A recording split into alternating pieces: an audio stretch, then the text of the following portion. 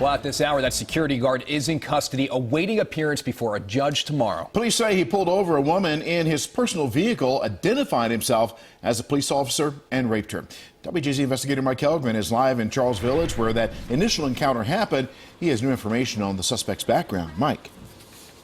Vic and Rick, you can see this is kind of an alley street. The commissioner is not saying whether the suspect used flashing lights on his vehicle when he pulled the victim over.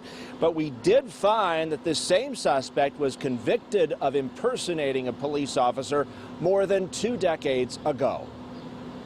Side by side, this is the mugshot of 50-year-old Richard Stephen Barnes and the sketch police drew from his victim's description. Barnes is a shock trauma security guard charged with impersonating a police officer and rape.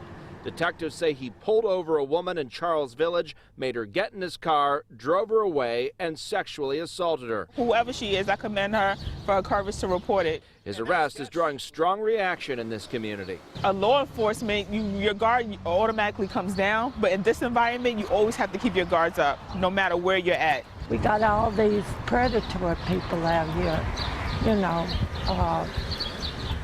raping women. I'm afraid. WJZ searched court records and found Barnes had been working in the security field for decades. In 1996, he was found guilty of impersonating a police officer in Baltimore County. It was a misdemeanor. He was sentenced to 6 months in jail, but a judge decided to suspend all of it. Tuesday, police searched his home on Northern Parkway, where a neighbor told WJZ he always thought Barnes was a city cop. I thought he was assigned here to the Northeast District.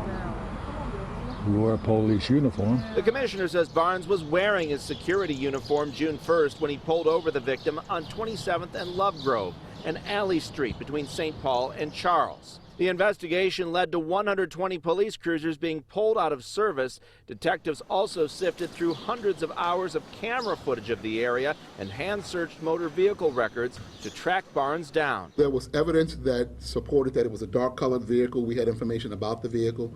There was a lot of video that these investigators had to work through. The University of Maryland Medical Center says Barnes is an employee, not a contractor at Shock Trauma. They say he has been suspended without pay. My heart definitely goes out to her, and I'm glad he was caught.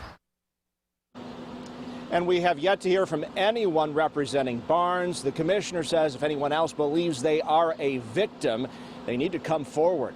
Live in Charles Village, Mike Helgren, WJZ.